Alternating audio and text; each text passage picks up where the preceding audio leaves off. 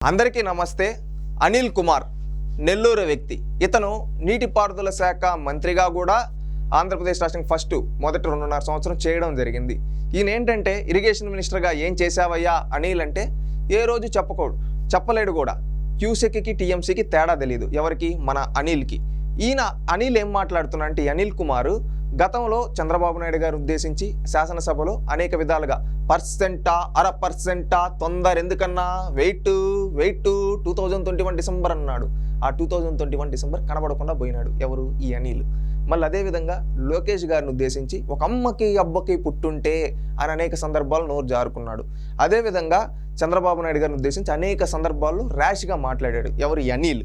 ఈ అనిల్ అనే వ్యక్తి ఈ విధంగా మాట్లాడాడు.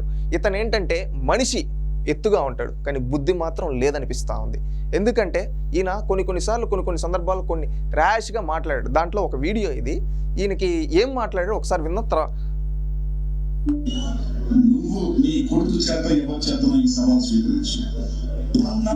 ఎవరిని అంటున్నాడు తెలుసా? చంద్రబాబు నాయుడు గారిని ఉద్దేశించి నువ్వు కానీ నీ కొడుకు కానంట.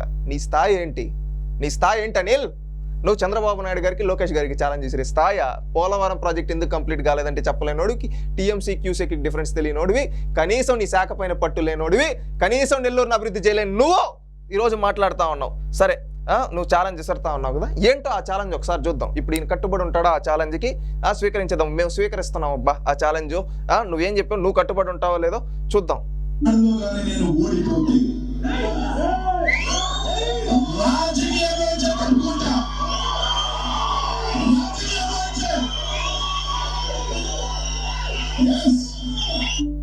ఏమని ఛాలెంజ్ చేశాడు తెలుసా? పల్నాడులో నేను ఓడిపోతే రాజకీయాల నుంచి తప్పుకుంటా అన్నాడు. ఎవరు? ఈయన అనిల్. ఎట్టరుస్తా ఉన్నాడు చూసాం కదా. అరుపులు ఎక్కువ, పని తక్కువ.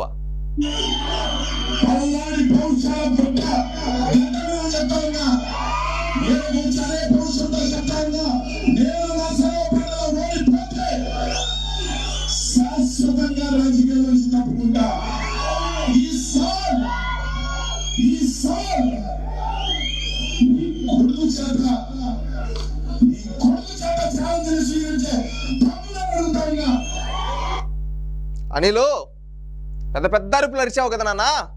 ఏమన్నా అరిచావు? పల్నాడులో నరసారావుపేటలో నేను ఓడిపోతే అని 2 సార్లు చెప్పావు కదా. ఈ సవాల్ని అని 2 సార్లు అన్నావు కదా. ఆ సవాల్ని తెలుగుదేశం పార్టీ వాళ్ళు స్వీకరిస్తా ఉన్నావు. నువ్వు రేపు ఓడిపోతే అనిల్, నువ్వు ఓడిపోతే నరసారావుపేటలో రాజకీయాల నుంచి తప్పుకుంటావా? ఒకప్పుడు రాజశేఖర్ రెడ్డి, ఎవరో రాజశేఖర్ రెడ్డి, గుర్తుపెట్టుకో. రాజశేఖర్ రెడ్డి 1999లో ఏమన్నాడు తెలుసా? నేను ఈసారి ఓడిపోతే రాజకీయ సన్యాసం తీసుకుంటా అని చెప్పాడు. ఎవరో రాజశేఖర్ రెడ్డి. ఇప్పుడు ప్రస్తుత ముఖ్యమంత్రి ఉన్నాడు చూడు, జగన్మోహన్ రెడ్డి, రేపు కాబోయే మాజీ ముఖ్యమంత్రి, ఆయన తండ్రి రాజశేఖర్ రెడ్డి ఆ రోజు సవాల్ చేశాడు. తర్వాత ఏం అన్నాడు తెలుసా? రాజకీయాల్లో ఛాలెంజ్లు ఇవన్నీ, రాజకీయ సన్యాసం నేను ఎందుకు తీసుకుంటా, నాలిక మలిచాడు, మాట తప్పాడు రాజశేఖర్ రెడ్డి 1999లో. నువ్వు కూడా అదేవిధంగా మాట తప్పుతావా, మాట నిలబెట్టుకుంటావా? సూటిగా అడుగుతూ ఉన్నావు. మళ్ళీ ఇంకొకటి, నువ్వు ఈ ఛాలెంజ్ స్వీకరించక ముందే నీకు ఒక మాట చెప్పాం గతంలో కూడా. నిన్ను బలిపశువుని చేశాడు ఎవరో, జగన్మోహన్ రెడ్డి. నరసారావుపేటలో యాదవులు కొట్టిన దెబ్బకి నీకు రాజకీయ భవిష్యత్తు లేకుండా పోయింది. ఈ రోజు నిన్ను ఓడించింది ఎవరో తెలుసా అనిల్? యాదవ సోదరులు ఓడించారు. నెల్లూరు నుంచి అక్కడికి నరసారావుపేటకు వస్తే ఓడించారు యాదవ సోదరులు. నరసారావుపేటలోని యాదవ సోదరులు ఎందుకు ఓడించారో తెలుసా? మన సామాజిక వర్గానికి సంబంధించి ఎంతో మంది యాదవులు చంపితే ఆ రోజు కనీసం నువ్వు మా దగ్గరికి రాలేదే, నెల్లూరులో కూర్చొని జగన్మోహన్ రెడ్డి గారికి మద్దతుగా ఎలివేషన్లు ఇచ్చావే. ఈరోజు మా ఓట్ల కోసం వచ్చావా? మేమేమన్నా నీ మోచేతి నీళ్లు తాగే వాళ్ళమా? యాదవ సోదరుల దెబ్బ ఎలా ఉంటుందో నీకు చూపిస్తామని చెప్పి నువ్వు ఈ సవాల్ చెయ్యకముందే యాదవ సోదరులందరూ ఫిక్స్ అయి ఉన్నారు.